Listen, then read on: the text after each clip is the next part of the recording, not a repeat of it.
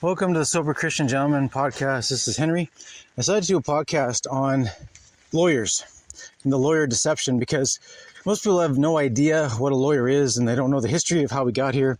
So I thought I'd actually do a little bit of history lesson on how we got here and why it actually matters and what a lawyer actually is. A lawyer is neither a good thing or a bad thing, because I know good people who are lawyers who do bad things. I know bad people who are lawyers who do good things. It's very complicated. So I thought I'd explore and unwind this concept and show you the nuances of what this actually is historically and today. So on with the podcast. We will begin with an opening prayer.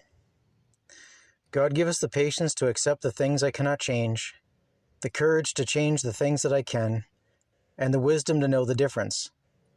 God, give us discernment so we can see with clarity, followed by conviction, to act appropriately at all times and in all things. We ask that you bless us with the armor of God, cloak us with your divine protection, so that we may boldly walk in the world, to courageously be the peacemakers and make the world a better place for all your children. We ask that you move our hearts so that we know when to use the sword of the Spirit or the sword of steel to do right for ourselves, our families, and our communities. We ask that you move us in constitution to be humans who stand tall with courage, speak truth, and lead by example. We pledge on our sacred honor to rebuke evil, to speak out against evil, and to act to stop evil.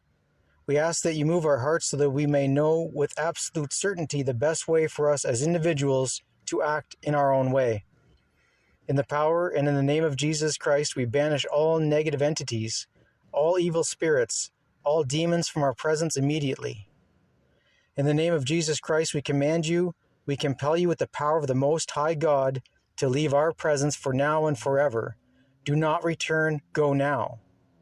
In the name of Jesus Christ, we express with our full intention, with our freedom of choice, this area is now declared with the authority of Jesus Christ unequivocally, absolutely, totally clear of all evil entities, spirits, and energies. We say these things in Jesus' name. Amen. I thought I would do a podcast on lawyers and the lawyer deception, because this is a subject most people have no idea about unless you actually study law or you've done ProSe litigation or self-represented litigation. It's difficult for regular people to wrap their mind around the deception that's going on. See, what you have to understand is the law that's being promoted by the powerful is not the law that is in your interest. It's in their interest. That's why they fund it. That's why they promote it. That's why they hold it in place. If the law could be used to remove their power, they wouldn't allow it. They would make it illegal to do that. And they do.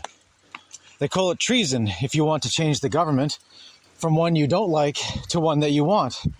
And how is it treasonous if you don't want the government, right? If you're supposed to be, see, they have this thing called the consent of the governed. And because of the consent of the governed, you're stuck with the government you have, because that's the will of the people. And what they never allow you to do is to withdraw your consent. They never allow you to withdraw consent to be governed by them. So the idea that the government is bona fide, legitimate, is real, is really reflecting the will of the people is a complete fraud. And it's pretty easy to explain this. in that if you cannot withdraw your consent to be governed, then you're not consenting to be governed. Therefore, it's not a legitimate government to you. But their fraud requires the appearance of a government that's for the people, by the people, of the people. But when you try to find out who these people are, you can never quite figure it out. Why? Because the whole electoral system is a giant magical ritual that reels you in and makes you participate in your own slavery. And you're always wrong when it comes to elections. You either voted for the wrong guy, and that's why you're suffering, or you voted for your guy, and he didn't win, and that's why you're suffering, or you didn't vote at all. And because you didn't vote, you didn't cast the winning vote, therefore you suffer. So basically the system of control that was created around you that you grew up in, you don't know any different generally, unless you've traveled a bit, and then you can see some differences. But most people grow up and have no idea except for what they know. And they just think this is normal until they see something different to compare it to. This is the way the system of control works multi-generationally. The people with the vision for how to control things create the system today for the long-term benefit of their posterity in the future. So they're not going to benefit directly from what they're setting up, but their children and their children's children will. This is how it actually works. And when you actually start studying this long format control structure, everything starts making more sense. What's important to understand here is that the control structure is created by people who are evil geniuses who are working on behalf of even more evil geniuses. I always refer to these guys who are in the background, who are the real power structure, that is the real thinkers, the real intellectuals. The ones who actually hold power I call them the shadow people, because you'll never see them. They never reveal themselves, because if they ever reveal themselves, you might actually be able to go after them and actually confront them. See, they maintain power by the shadows. They don't have the ego of coming forward and being seen. And by maintaining the no ego, all power situation, you have no way to actually counteract what they're doing, because you have no idea where they are. You can't stop them. They have invisible networks of people who are agents in front of them, who I call Team Evil. Team Evil is the network of people in front of the shadow people who actually exert their will. They're the ones that you can see in public. They're the politicians and the bankers and the famous people, and the ones you actually see running around doing things. The ones that appear to be wealthy in front of you. So a person like Elon Musk may appear to be wealthy, and they claim he's the wealthiest man in the world. But that's not true. Elon Musk is the wealthiest man that they want you to think is in the world. But there's families that are the old European bloodlines that have so much wealth it's almost incalculable. It's hard to even put dollars in it, because what happens if you have 10 priceless pieces of art? Priceless. There's no value you can put on this priceless, irreplaceable piece of art. So it becomes very convoluted and complex when you start dealing with these families that own thousands of pieces of priceless art. And they have dozens of castles of unknown value. Because what's the value of that castle? The castle actually has value based on not only the architecture of what it serves as a home, but its historical significance and what is underneath the castle, where it's geographically located. All of these are qualities that they don't want you to think about. They want you to think that wealth is just dollars in your bank account, and that's it. That's why when you start seeing these lists of the wealthiest people in the world, I kind of laugh it off, because it's kind of ridiculous. But anyways, the point is that this control structure that was created, it was created to maintain the power in the hands of the powerful, and they will never allow it to go in a different direction without a fight. And to actually know what you're fighting for, you need to know what is going on, so you can want to change, so you can have an interest and even a desire to change things to a better way. So this is where it comes to the lawyer side of things. Lawyers are the devil's handmaidens, basically. And to go through the history of what the lawyers are requires a little bit of a historical context here. So the modern day lawyers are a thing of the City of London. The City of London is not London City. City of London is a 1 square mile independent state that's not part of England. It's its own territory. It's kind of like the Vatican is not part of any country. The Vatican is its own territory. It's sovereign territory that the Pope and the head of the Catholic Church lives at. It's its own city-state. The District of Columbia is not part of the United States. It's its own city-state. It's a throwback to older times, and it's right in plain sight, but most people just don't recognize the language or understand the implications. Anyways, the city of London became very powerful in a overt way at the time of the Crusades. The Crusades is basically 1000 to 1300, where there was a lot of back and forth where people were fighting over the Holy Land of Jerusalem, where basically the Muslims and the Christians were trying to take over. Now, what's relevant here is that this is where the codification of law came into place in a very big way. And why it happened then is kind of interesting, because you have to go back to how the kingdom structure and the crown structure came into place. You got to understand that all of Europe was basically run with high IQ people who were running around doing their thing and basically trying to not starve to death. When you had people that were pretty good at not starving to death, they had extra time in their hands, and they would do things like create things and forge things of metal and make weapons and make armor and such. And then they'd fight about this and that and the other thing. What ended up happening was eventually there were strong men that would arise, and the strong would have the ability to charge taxes to other people who were not as strong to not get killed. So the guy would come up and say, look, I'm not going to kill you if you give me 10% of your crops. And, depending on whatever he felt like, he would either take it or kill them or whatever. And over time, this coagulated into a certain strong men who were lording over particular areas. And these were known as landlords. And what ended up happening was these guys would eventually fight, and their territories would become bigger, and then their family holdings would become bigger. And eventually, these guys got together and said, hey, it's more efficient, If I'm over here and I've got 100 men that I have to feed and upkeep and have horses and armor to keep my things together, instead of me having 100 men, how about if me and you other 4 kings got together and we together had 100 men between us, and we each took care of 20 of them. So each one of us paid for 20 upkeep of 100 men, of the 100 men, and that way they were only paying 20% of the upkeep costs, and we still have access to 100 men whenever we want to go stomp heads and take things and pillage and all that. So they said, hey, that's a good idea. Let's compound our resources together and share the expense. This is called, there's a term for it, called economies of scale. When you have a big enough scale, things become cheaper per unit. And this is what they started doing. And then these 5 kingdoms would join together with another 5 kingdoms, and those 5 with another 10, and they'd all join together. Eventually, they had this giant network of kingdoms.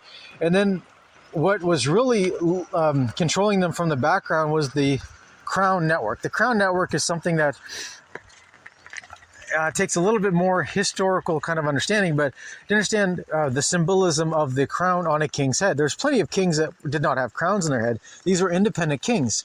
But what ended up happening was the crown network took over, because it basically said, if we network all these kings together, we can actually be more powerful than any one king by themselves. And the crown network basically put everyone together under one leadership structure. And if you took the crown on your head, you would gain the power of all the other parts of the network, and you could wage war together. If you decide to stay independent, it's just a matter of time before you were taken out by the network of other crown players. And eventually, everyone was gobbled up until only the people who were part of the crown network were left, because they were the only ones who had the resources to resist the crown network. It was like the largest gang in town took over everything else, because the smaller gangs could not resist in a meaningful way. So the crown network is what actually took over. The crown on the head shows that they were actually under the power of the crown. They were not the highest power in the land, because the crown was over top their head, symbolically and in reality. Really fascinating stuff when you start going through this historical context. So the crown network actually consolidated power like gangster organizations, making, gobbling up all the smaller organizations until there's one big organization. This is what happened in Europe. For a long time, this power structure held pretty good, and then England went to war with France, and France went to war with all these other places, Spain.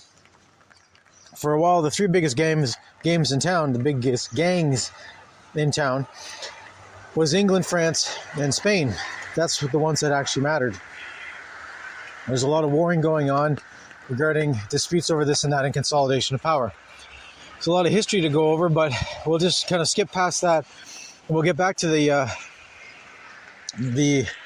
Crusades, because that's what actually matters. Now, in the Crusades, the Christians actually came against a organization that they were surprised about, which was Islam.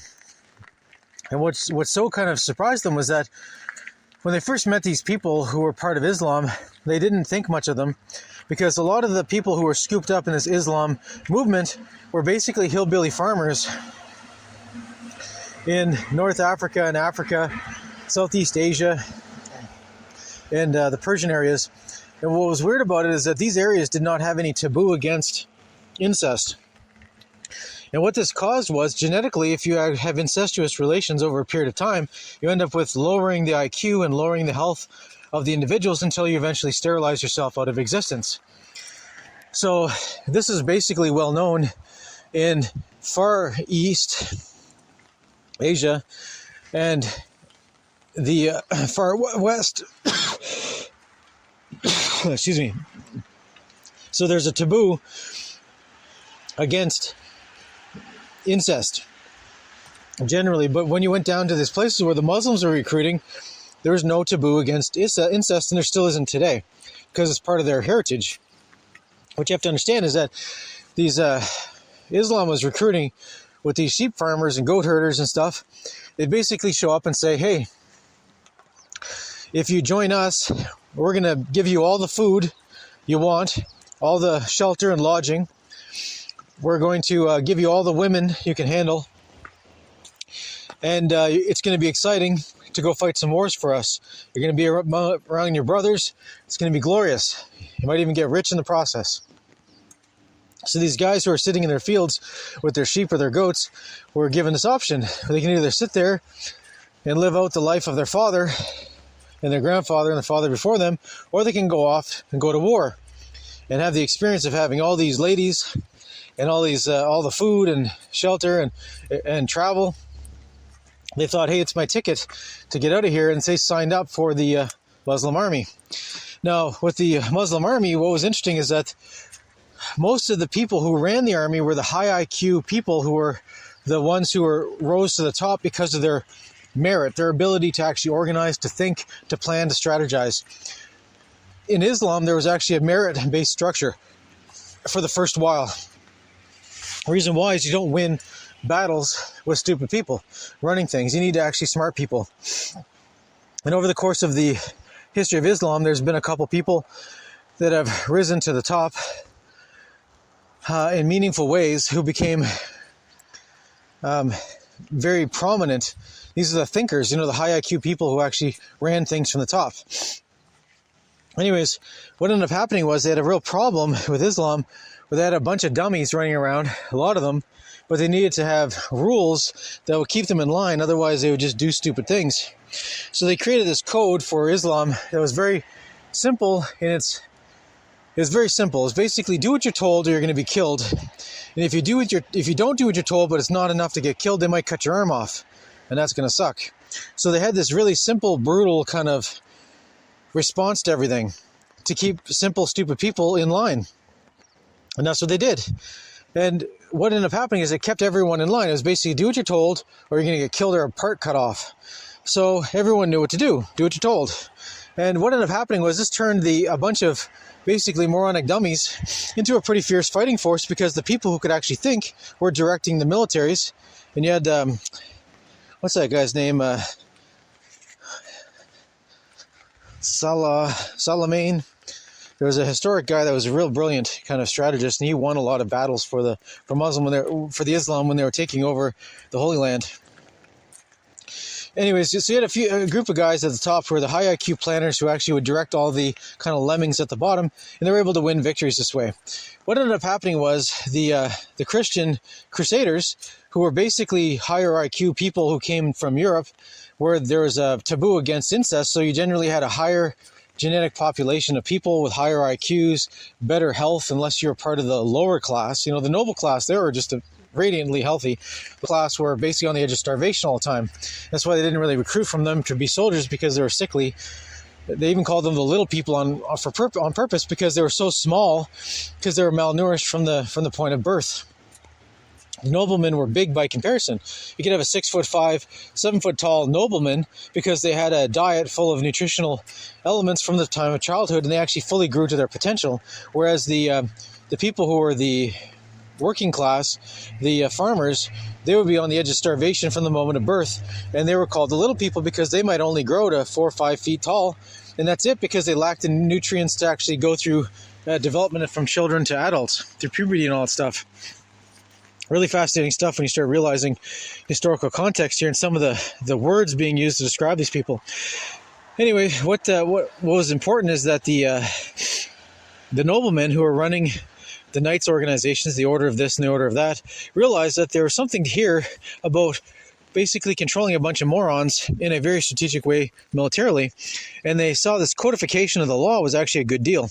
So they wanted to adopt that into the European way of doing things, and they basically started doing that in the place called the City of London.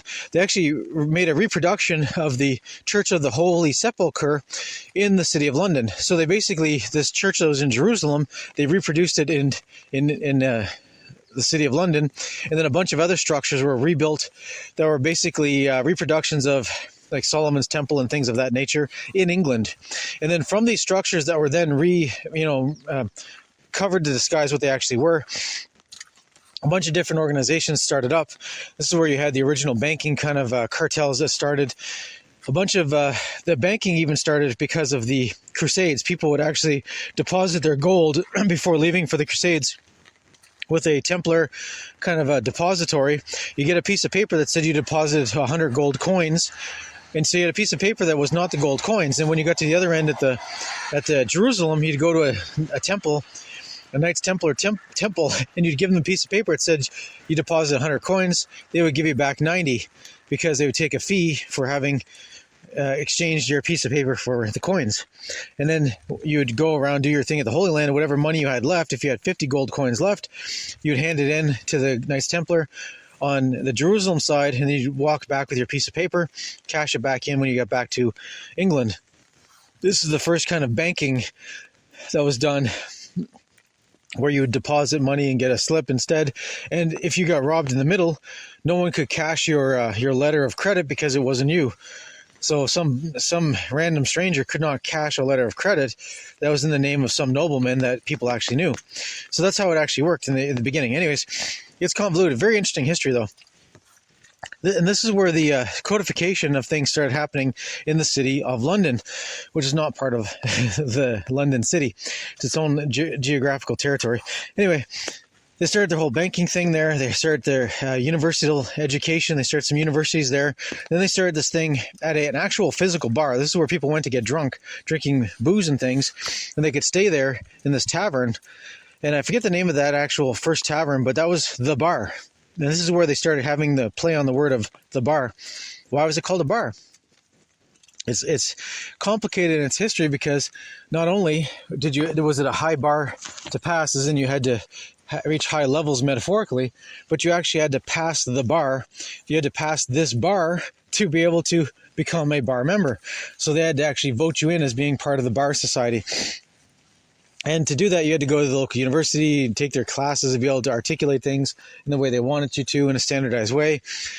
It basically started off with only the high birth kind of royals being able to do this, and eventually they opened it up to anyone over time. But at the beginning, it was the royals that went there to get a formal education to be a lawyer, and it was the lawyers who actually started arguing cases on behalf of the other noblemen who were all their buddies all over England.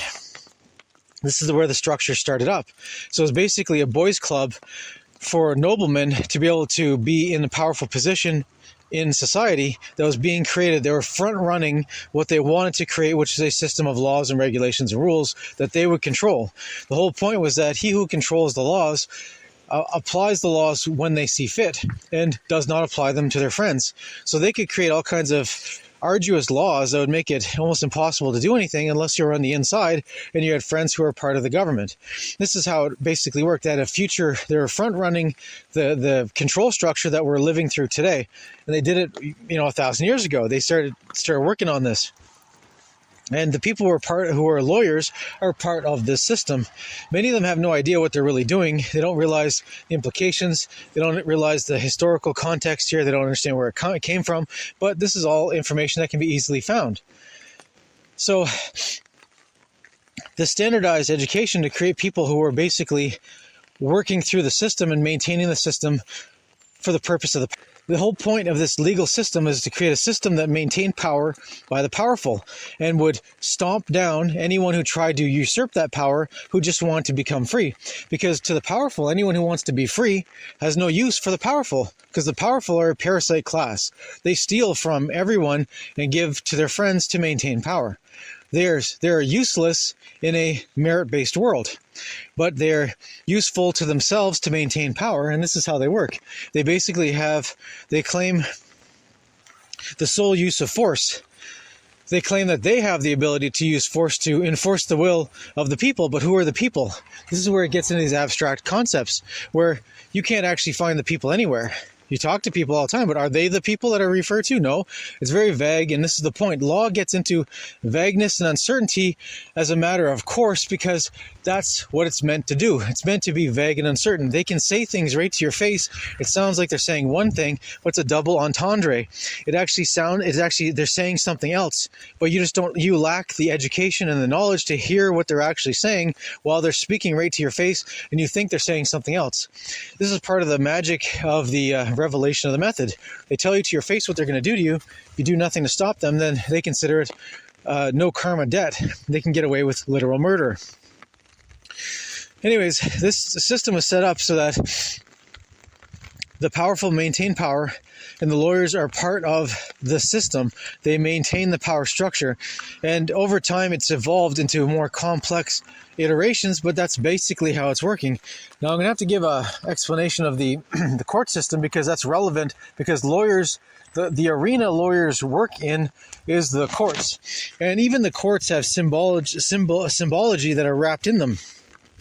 As an example, people go to court to have legal arguments. They could have a legal fight, and basically instead of using swords to have a duel, they use words. So the word is the word sword without an S. They have a word fight rather than a sword fight, and whoever wins that duel, the dueling interest, is the one who becomes victorious, and they can force the other to succumb to the will of the victor. And the problem is that if you have enough money or influence, then you can win every word fight in a court, because the courts appear on the surface to be just, to be running according to certain rules that they claim they're run by, but that's not true. That's the part of the deception. They claim the courts are objective and that everyone has a fair chance in court, but that's part of the scam. The scam is to make it appear like anyone has a chance in court, when in reality, you only have a chance against another opponent in court if neither one of you is connected in any meaningful way. But if either one of you is connected, the one who's connected, either through money, power, or influence, will be the one who will win every court case, and that's what happens over and over and over time. And trying to explain this deception, it's important to understand what a lawyer actually is, so you're not deceived.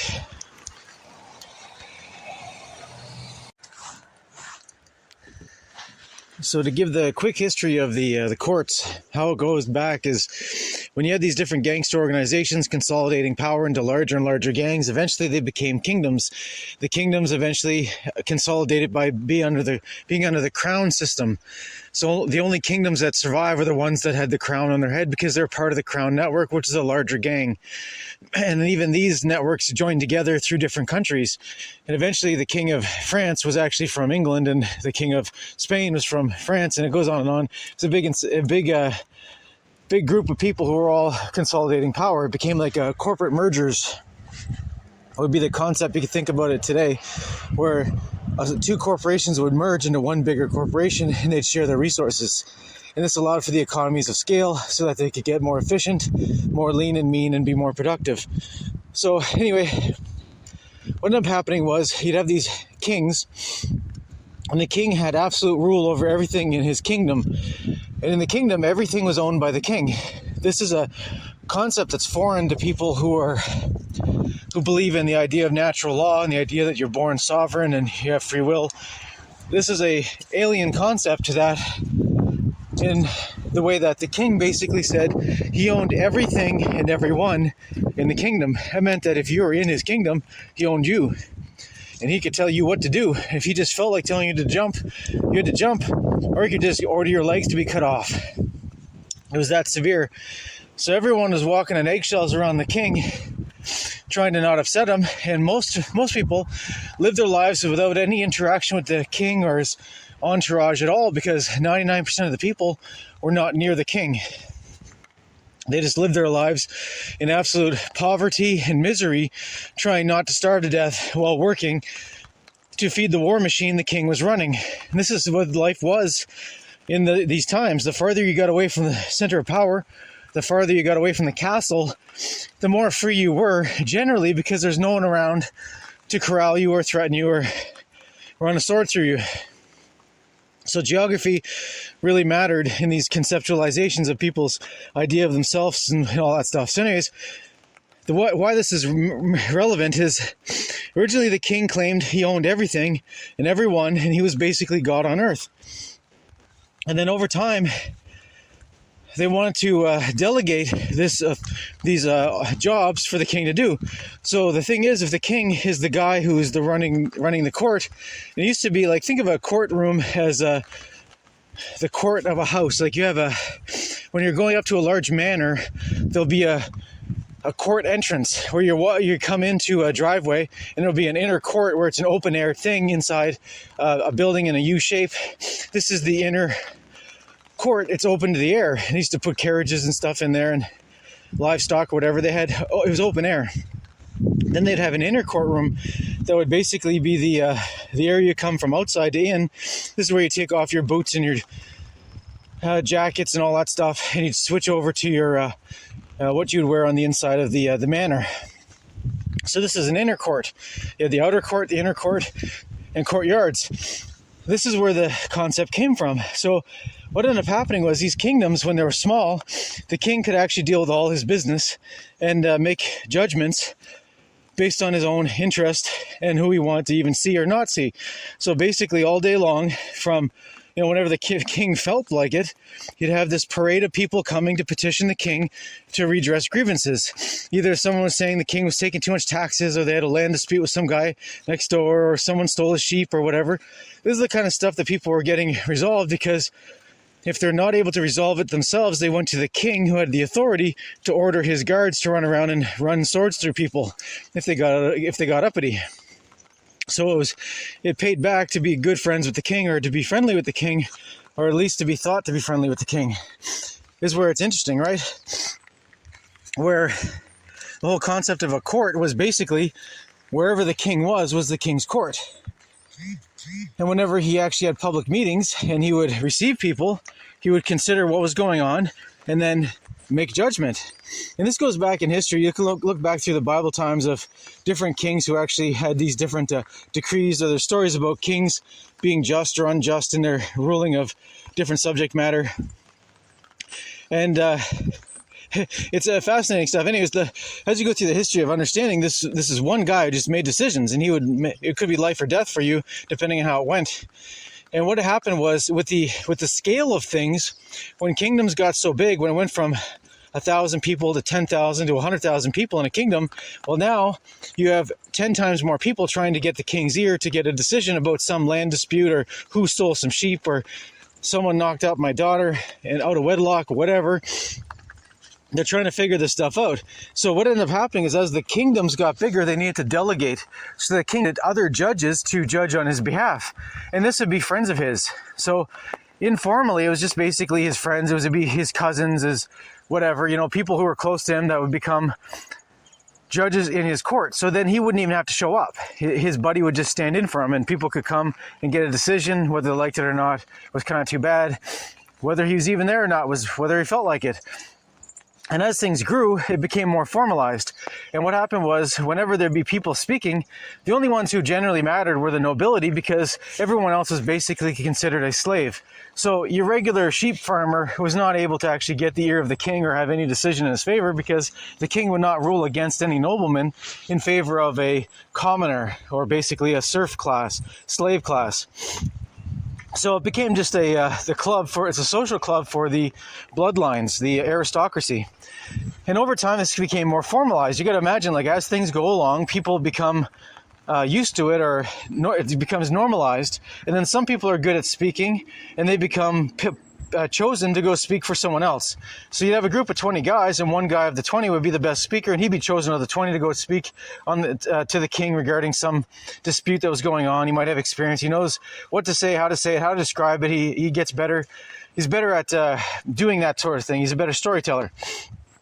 He's also more charming. Those are the kind of guys that would win the day in these court hearings back in the days of the King's Court. And then as you go forward in time, the children of the people who used to speak in court all the time start taking over that role and doing it as well. And you got to appreciate that over time, this thing became like normalized. Like anything abnormal becomes normal with enough exposure to it. And what ended up happening was the king gave his jurisdiction to these different courts to do things on his behalf, and they became backed up. There's too many people to be heard, and it was kind of a waiting line, and it was kind of being irritating. So they started subdividing the courts into subject matter jurisdiction.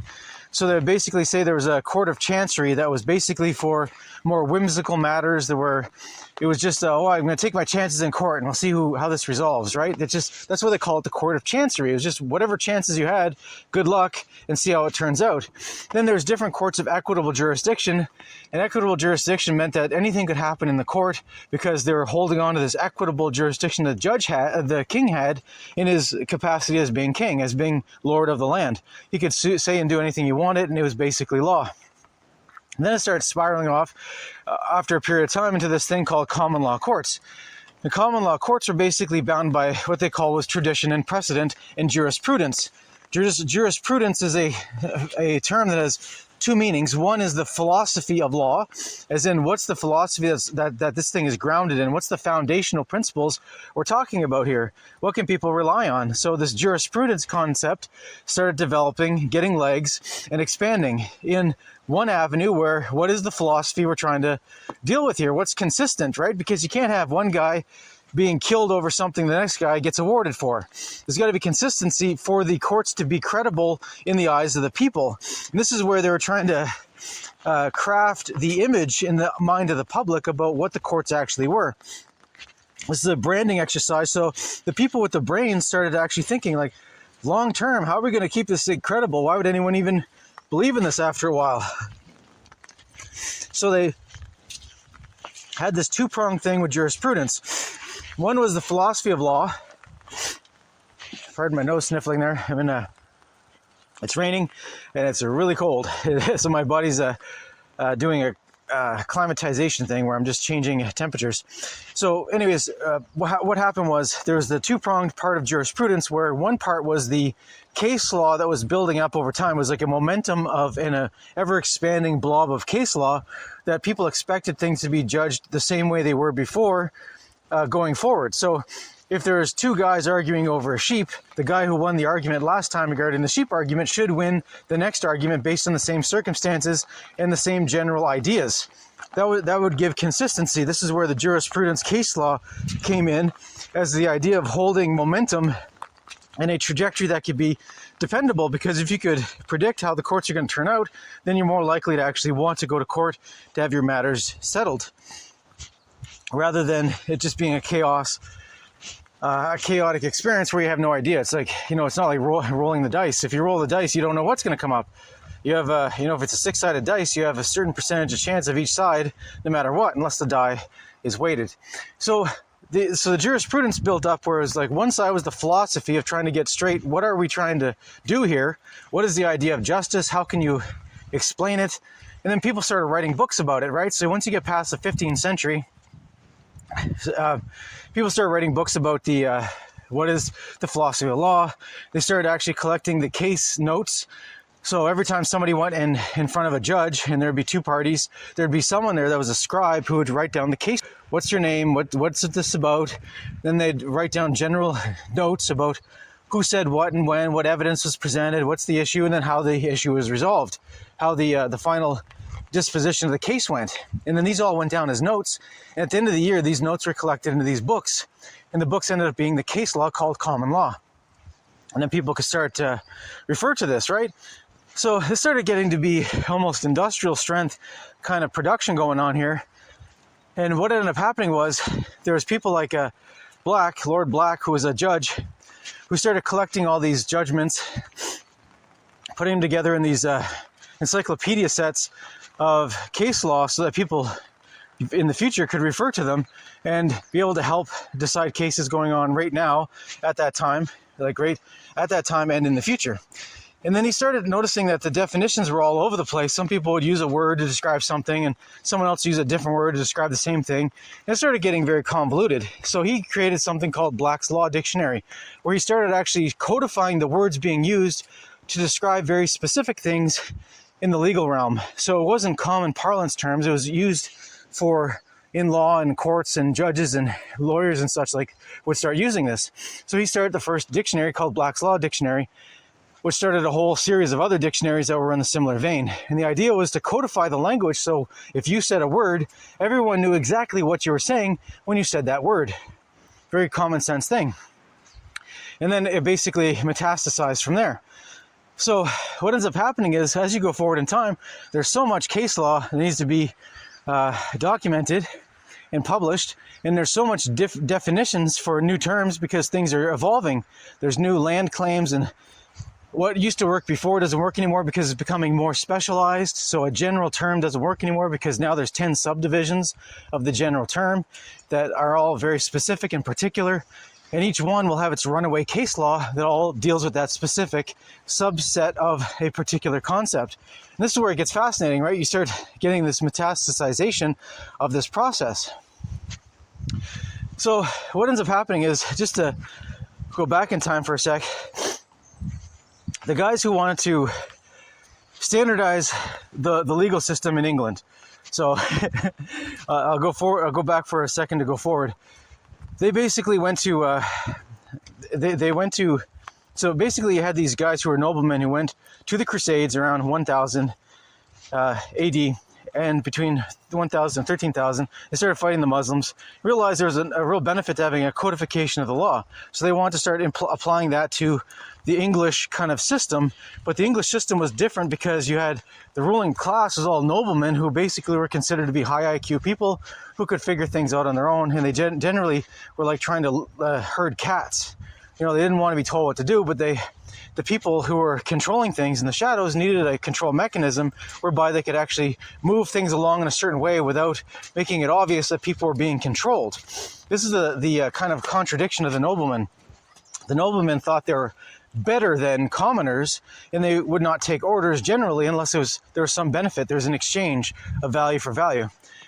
So anyways, the people from the shadows figured out that the legal system would be the way to put guardrails on the governing structure of England and basically get the noblemen marching in the same direction without really realizing they're all marching in the same direction and working for the king and his court.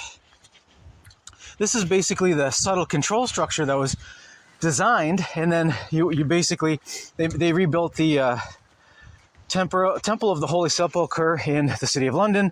The City of London, they built a bunch of other structures too, like the Temple of Jerusalem and such in the City of London. And then they set up the first bar. I forget the name of the bar was, but that's where all the people who want to study in university would go to. And specifically, if they want to study law, this is where they went to. This is where the first professors teaching law kind of figured out their curriculum, taught students, and then basically they played jazz for a while until they figured it out.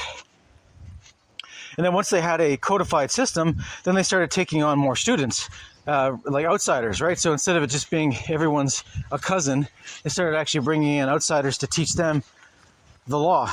And it's a kind of a fascinating history of how that happened. But anyways, they created this thing called the bar, B-A-R. So it started off as just a drinking bar where everyone got super drunk and they could live at this bar. They had all these rooms there. You could rent a room and stay at the bar. You could eat, drink, and be merry and hang out with all the other aspiring lawyers and judges and such. They were all nobility at the time. And then eventually they wanted to move away from it just being a raucous party center that looked like a frat party and moved it more into a thing that was systematic where you could actually learn to be able to do the thing called law. This concept that was being developed. So then anyone who was a nobleman could come study law and get basically accredited. And what they had to have a course to accredit you. So they switched the bar from being a alcohol bar to BAR, British Accredited Registry. As in, only if you were accredited could you be part of the registry, and only people who were part of the registry could practice law based on the rules that were being created at the time. So, interesting history anyway. So this gets standardized over time, and then after a while, they started pushing through so many people who were wanting to be lawyers because now you could be paid. Someone would pay you in gold coins to represent them in court to deal with their matter, and the better you did, the more you get paid. The more reputation you had for winning cases, the more you get paid by the people who could pay you. And it became this competition to the top, where you had to build on your reputation of being a lawyer that could succeed in law and in court and win cases for people. This is where the money came from, which motivated people to be better lawyers. And then what happened is you have a guy who wins a lot of cases.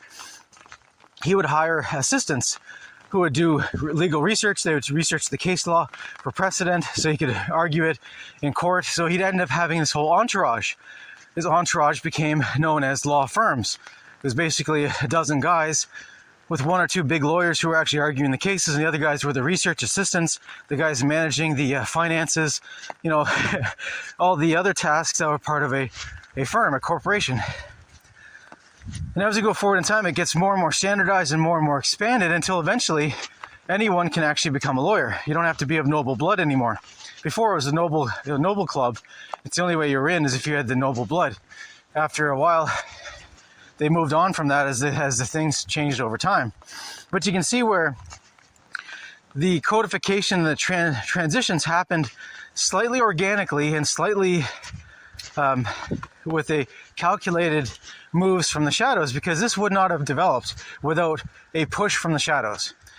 It wouldn't have developed this way, but it did develop this way because there was pushes from the shadows and there was incentives. You could make money being a lawyer. So people want to be a lawyer. And then eventually you could actually earn money being a lawyer that it was worth to actually pay to get your degree in law. So there's a value there. So then universities started popping up that would teach law degrees. And it was a big money-making scheme. The more prestigious universities would charge more money, and then you'd be able to brag that you came from that particular law firm. And then certain law firms only took nobility, other ones took commoners. Some were good commoner, good commoner university education. Other ones were lower ones. Then there was the cheap ones, for people who just want a law degree to deal with menial stuff that no one else cared about. This is how things move forward in time. This is the historical arc of where the idea of the modern lawyer came from. And it's fascinating when you understand this, because people have a false sense of awe for these lawyers today, when really the beginnings are very humble and not very noble. And here we are today. It's an interesting thing. All right, so now we'll move to an important kind of timeline where this thing was going on with a lot of momentum through England and the other British common law countries, as well as France and Italy. They have their parallel systems. They're all in lockstep because they're all part of Team Evil. They're all part of the same organization. They just have different languages. They speak in certain local colloquial ways of saying things and their local brand of power structure. Once you understand the theme, though, it's everywhere around the world. Now, what's important is when the United States of America declared the Declaration of Independence to be free of England, they want to be free of everything that England had to offer, which is this nonsense about the legal system that protected the powerful, such as the nobility, never were held accountable for the things they did. You could be Jack the Ripper, be murdering ladies in broad daylight, and it would just be covered up. The media would cover up for you. The lawyers and judges would all make sure that the evidence was never there to convict you. And you could just get away with literal murder if you're a part of the correct noble family. And this happened all the time. So the people who came to America from England wanted to get away from that. They wanted to do their own thing in America. So when there was an opportunity to have the old Declaration of Independence, the people of America really went for it and they wanted to just have their own legal system that was based generally on what they knew, because the concepts were good, just the application was so perverted as to be retarded. So they want to hold on to the idea of the common law courts. And the way this was sold to the American people was, so you had up till the War of Independence, where the British courts were the ones running everything in the interest of the British Empire. And the nobility could get away with murder. Commoners were basically screwed over, could have their stuff stolen at any time. It was a real crap deal.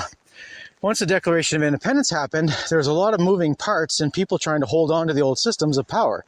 So people who were judges in the old system want to be judges in the new system because they want to keep their prestige and wealth and all that stuff going on. So you had a lot of momentum from the way things were, trying to re-imprint that into the way things could be. They just thought they would just have a new version of it that would just be a little bit better with an American kind of flavor to it. This is where the negotiations and backroom deals were going on. Instead of just breaking from the old system and starting a brand new one, there was a lot of pressure, because you got to appreciate that whenever there's these transitions that happen between the old way and the new way, the people with the money in the old way have the ability to influence the new way. They're able to hire assassins. They're able to bribe and blackmail people. They're able to threaten to kill you if you don't do what they say. So it's not like you just get free of them. They're still there. They're still in your communities. They still have their thugs. They're all interconnected through marriage and networks and associations. It's a very complex tapestry that we're dealing with in society.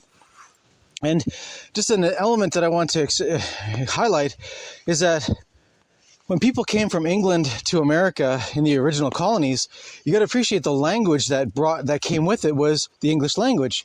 Now, the English language changed over time and it became American English, not British English. So the British accent was dropped and there was an Americanization of everything.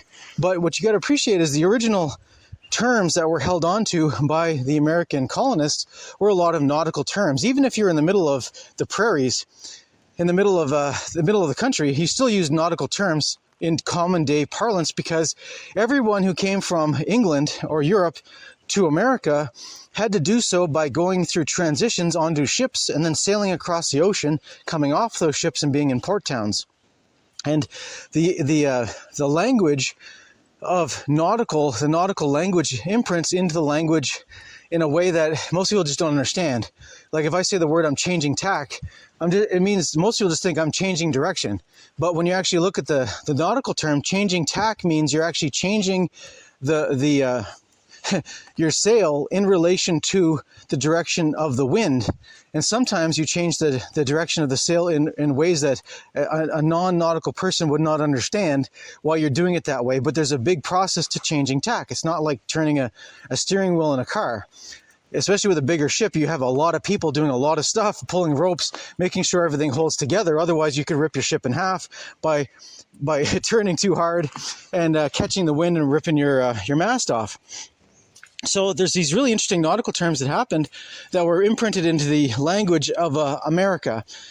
And most people who are Americans have no really appreciation unless you've actually studied sailing. If you study sailing, you'll actually notice all these really interesting terms that are echoed in there. And there's a really great book you actually pick up called, it's kind of like the complete encyclopedia on learning to sail or something like that. And anyways, you go through this book. I read the whole book. And when I got to the end of it, I was just like amazed.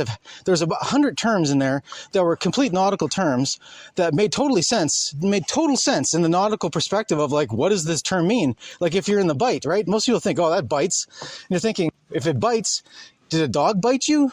Did a wolf bite you? Did a bear bite you? I mean, that bites. That sounds weird in the regular English parlance of like, what do you mean it bites? But when you actually, in the nautical term, being in the bite is being in the place between a board and the rope. And if the rope comes towards the board and you're in the middle of it, you could have your leg ripped off because the rope will keep going and it'll just twist your leg right off your body or your arm or whatever gets stuck in the bite. You could lose it. If it's your head, you'll lose your head. If it's an arm, you'll lose your arm. If it's a leg, you'll lose your leg. So these concepts have significance in the sailing community that they do not have in the regular landlubber kind of community. And there's a whole bunch of these terms that are really interesting, learning the ropes, right? People think when you hear, I'm learning the ropes, you think it might be a boxing term where you're learning how to bounce off the ropes when you're getting hit by a boxing gloves in the ring. But no, learning the ropes means you have to learn how to tie knots so you don't die. Because there's certain knots you need to tie to actually be able to do things properly. Like a reef knot, there's a reason why you call it a reef knot. It's because it was to reef in sails. It wasn't that you were looking at reefs in the ocean and it was like, hey, pretty colors, and I want to tie a knot. No, it was actually, this is the knot used to hold down sails so you could reef in the sails, so you could actually take a 100% sail, you could take a sail and you could pull it out 100%, or you can draw it down 25%, reef it, and you only have 75% of your sail area still available for wind. And then you could reef it again down to 50% or down to 25%. And all of these have important concepts, because if your sail is reefed into only 25%, that might not seem like much, but if you're in the middle of a gale storm, that's enough to rip you across the ocean. And any more will actually capsize your ship. So when you start thinking of language in these terms, it's really fascinating to study history and the history of language, how it applies, where it came from. And this is I think it's just fascinating stuff, right? Like I'm interested in all these things and I learn about it, and I think, like, this is just great. I'm a bit of a history geek and a word geek in that way, because I'm looking at the history of these words and I'm connecting the dots. And I think it's fantastic. Anyways, I'm not going to spend any more time on the nautical terms. The point is that when people came from Europe to America, they had to transition from wherever they were to a port town. And then where they were in the port town, they had to book passage on a ship. And that might have taken weeks to years before they could actually make it on the ocean, on a ship, make it across the ocean and arrive at another port town. And then they'd spend at least another months or years at that port town before they moved into the interior of America. And all of this imprinted language into people's psyche, and it became common parlance. It's just the way you said things because everyone else said it that way. And over time, the children and grandchildren and great-grandchildren lost the meaning of what was being said, but they still had a use for it, and that's why it wasn't dropped in the language. It was still used. Someone's worth their salt, and it goes on and on. I mean, there's so many cool terms, and when you understand that what it really meant, it's like, well, what it really originally meant was a life and death concept, and what it became was something that was trivial and just used in talking back and forth on trivial matters. Anyway, it's fascinating stuff to study this language, and when you actually study law and the history of law, you see how they did this with the language of law as well. They took concepts that were common at the time, and sometimes the law concepts today, they will use a word that is archaic today, but at the time they were using it, it was a common term. But because law doesn't change, or changes slowly over time, a term that was common parlance 300 years ago is now sounding archaic to our ears. And this is where you get into these law terms that have either lost all their meaning and are now been redefined. They've now been redefined as something else, or they used to mean something and we are no longer familiar with the concept. So it's important to understand this, because this is where the specialty of being a lawyer comes in. Lawyers have the opportunity to be able to translate this language that's partly a dead language, partly a living language, because we're still using it, but they have to understand the terms to be able to understand what they're reading, to be able to get it. And this is what's so fascinating. When you actually start studying law, you realize contract law is made of a bunch of terms that if a regular person with plain English understanding read the contract, it would read one way. They would get a meaning out of it, but it would not be the correct meaning, because there would be a dozen words in there that sound like they mean one thing, when in contract law, they could mean the complete opposite.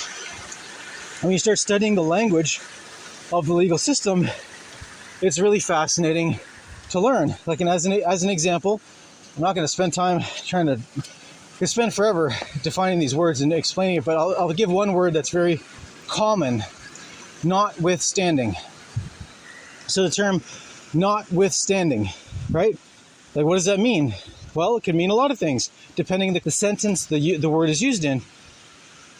And it sounds like, on its face, right, when you just hear it, notwithstanding, it sounds like that does not withstand the thing. So it sounds like it's weak because it does not withstand the thing. If you put up a wall that was not withstanding the wind, you would think the wall would fall down because the wind would blow it down. That's where your mind would go, that it's a weak wall because it's not withstanding the wind. It doesn't stand up to the wind, because that's how your brain goes. Notwithstanding means it doesn't stand up to that thing. So it sounds like a weak wall. But in reality, notwithstanding has the opposite meaning. If and it's used all the time in statutes and acts and things of that nature. And when they say something is notwithstanding, it means it actually stands up against everything else, which is completely backwards from what the word actually sounds like. So normally this is used in the context of today in basically residential tenancies. So residential tenancies tend to use the word notwithstanding, and they say that this act is notwithstanding any other act, except for, and they'll give a list of exceptions. So what they mean is that the Residential Tenancy Act of your particular area is notwithstanding any other act except for a list of exceptions. Which, if you don't know any better, you would think this is a worthless piece of paper, that it doesn't stand up to anything. But in reality, it stands up to everything. It has a higher standing. If there was a ranking of 3, 2, 1, this would be number 1 in the standing, unless there was something written specifically that was above it. And that's where the notwithstanding clauses comes in. And this is fascinating stuff to learn, because when you start thinking about it in that way, it's really interesting. So the reason why the Residential Tenancy Act across the Commonwealth was created is so that they could actually start using the Residential Tenancy Act to break up the old power structure. And it sounds counterintuitive in one way, because why would they want to break up the old power structure? Don't the powerful want to maintain power? And the answer is yes, but they are always changing the power structure to make sure that the old powers stay in place and the new powers do not come up behind them, so that everything remains the same, but in a new way. They just redefine things. So in this way, back in the 70s and 80s, all these different states created these residential tenancy acts that basically had these notwithstanding clauses that basically said this residential tenancy act is notwithstanding every other act except A, B, and C. And usually the ones that were above the residential tenancy act was real special things that gave the government power to do things against the regular people. But they used the Residential Tenancy Act to actually warp society in a more socialist and communist kind of way, and that's why they gave favor to this concept of residential tenancies.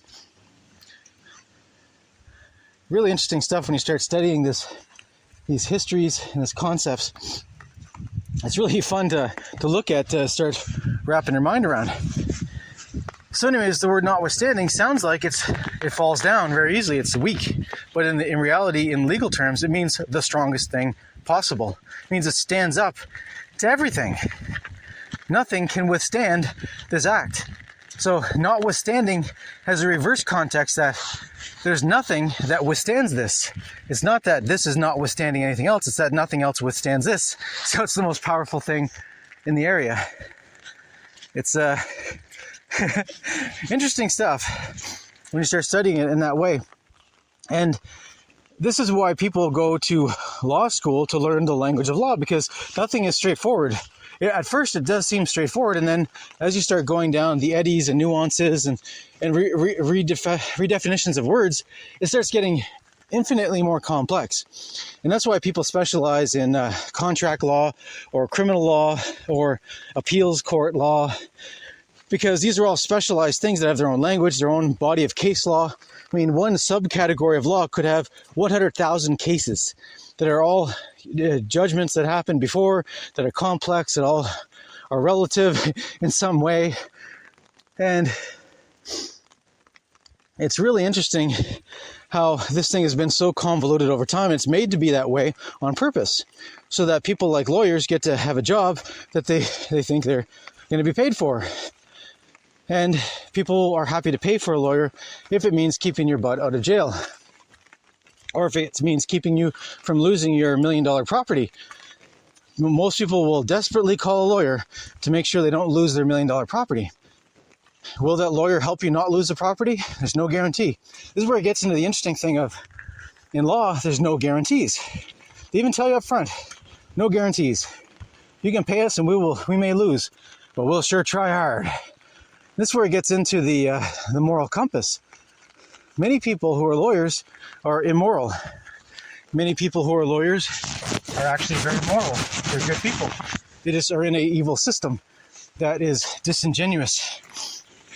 Until you start realizing what this actually is, it's very easy to be misled one way or the other. And it's a really interesting study. Now, I've met a lot of good people who are lawyers, and met a lot of bad people who are lawyers. Being a lawyer does not make you good or bad. What it does do is basically says you're on team evil because the system is evil.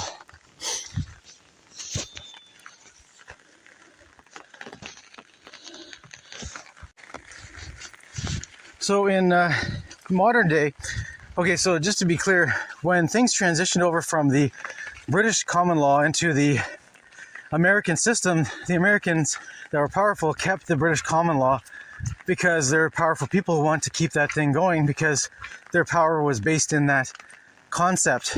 So they want to keep it going for them because it was a good thing going for them. Interesting stuff. And then what ended up happening was there was several iterations that happened over time. People who did not want to be dealing with judges were won over with a concept called jury nullification. And jury nullification's gone into the realm of the memory hole now because the people today don't want you to think about jury nullification. Now, jury nullification was a simple concept. It meant that you could impanel a jury of your peers at any time to challenge any law that might have affected you. So if some local politician made a law that negatively affected you, you could actually impanel a jury of your peers, which would be 12 people from your community, and plead your case as to why this law was unjust towards you. Now, what's amazing about it is the only way the law would apply to you, just like a criminal case, was if all 12 jurors ruled against you, that the law still applied to you. And if any of the jury were not sure that the law should apply to you, then the law didn't apply to you. It was basically like a criminal conviction.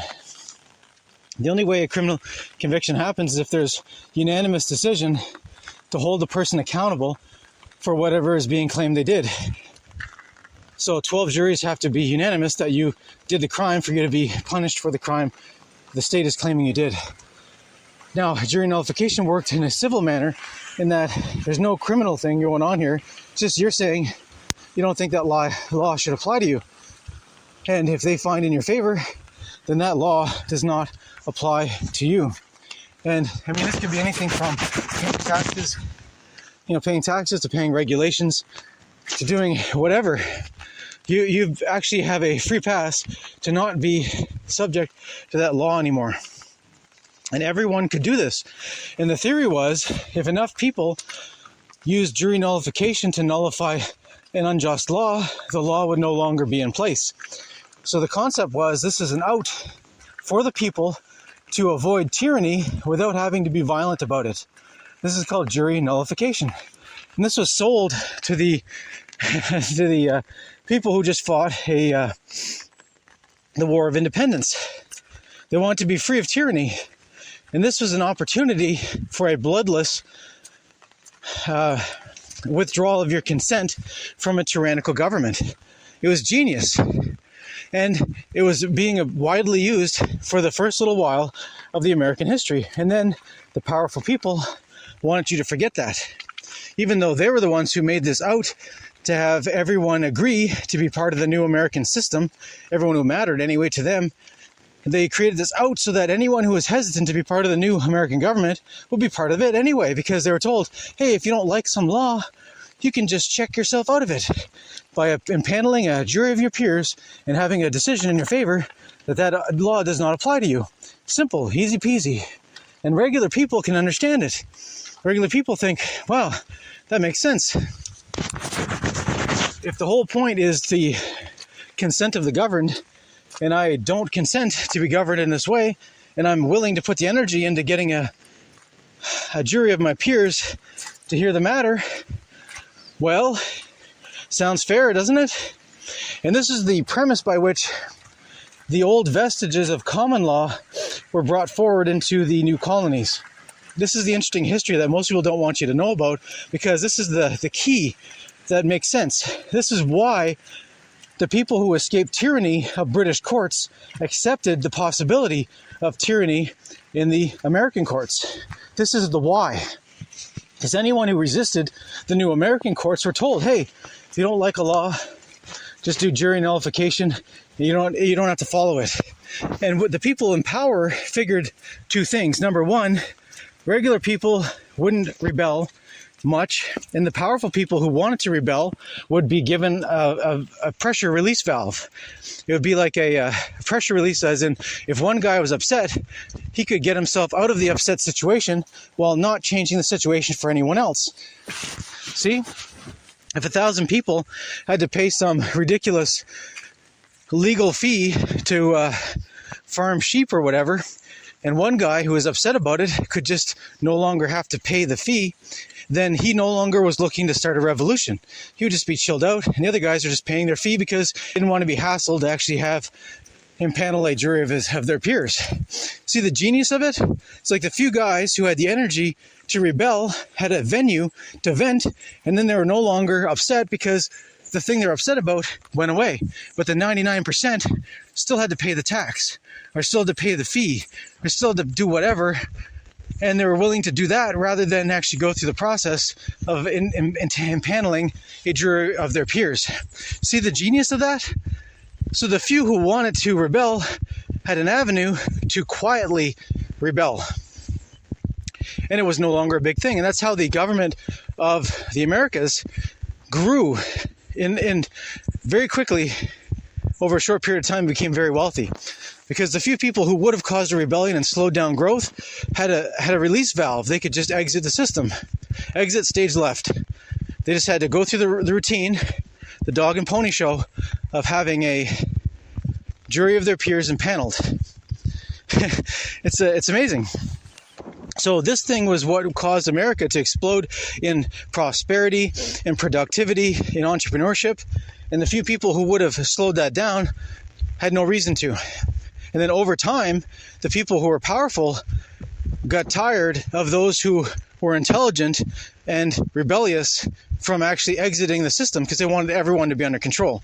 And slowly they made it disappear in plain sight. They made it more difficult to understand that this thing could be even possible. And intergenerationally, over generations, people just forgot this was even an option on the menu. It's still there. It's still there, because right now, if they actually tried to make a big deal about it and make it no longer legal, it would draw attention to this thing they want you to forget. So the strategy was to just make it so obscure no one thought about it, rather than going on a crusade to stop it, which would have actually highlighted it and brought information to them. It's pretty fascinating stuff. We will close with a prayer. God, please move the hearts of the listeners.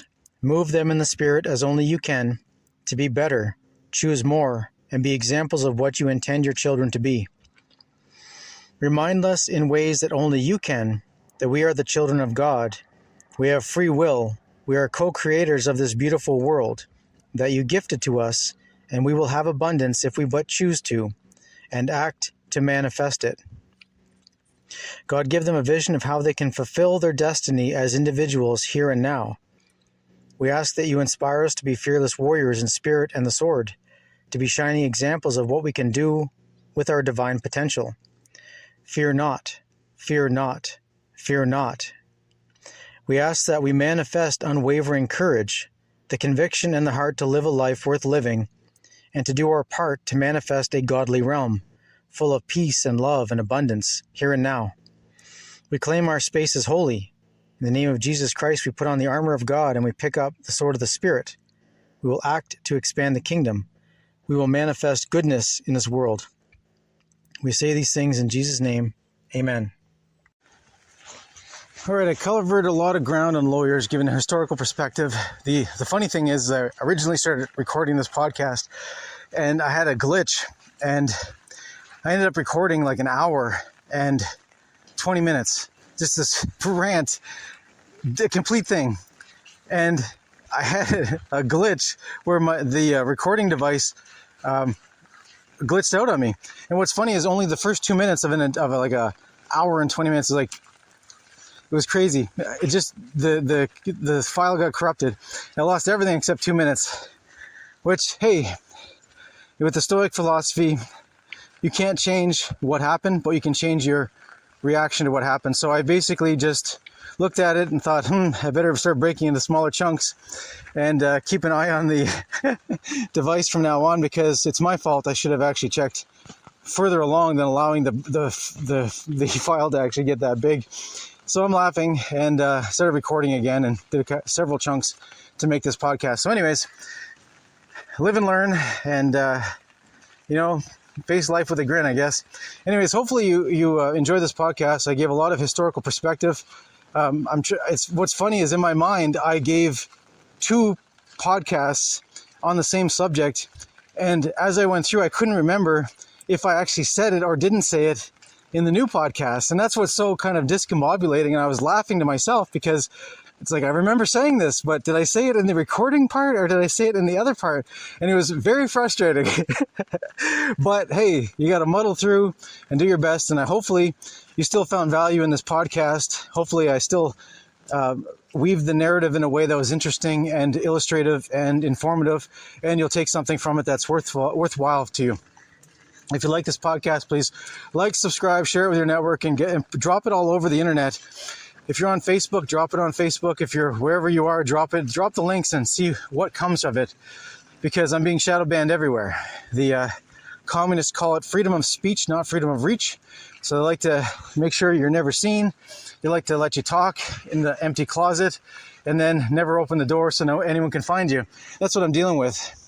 On some of the platforms I'm on, I'm seeing some major traffic, but there's no correlation between the traffic and certain interactions. And I understand that a lot of the things I say are a little bit taboo, a little bit inflammatory in some circles. So people are actually afraid of actually liking, subscribing, sharing the podcast, because they're worried about, even if they might agree on one podcast, they'll look at 10 other ones that might be taboo. So they're concerned about it. And that's just how it works, right? I understand that. I get it. Everything I say is basically forbidden. And I'm going to say it while I'm able-bodied and I have the time to do it.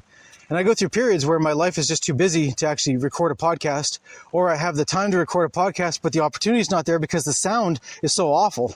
I mean, there's no point in recording a podcast on the side of a freeway because you won't hear what I'm saying. Things of that nature. Or just, I do this as a hobby that I believe is paying it forward, paying back. I've listened to thousands of podcasts.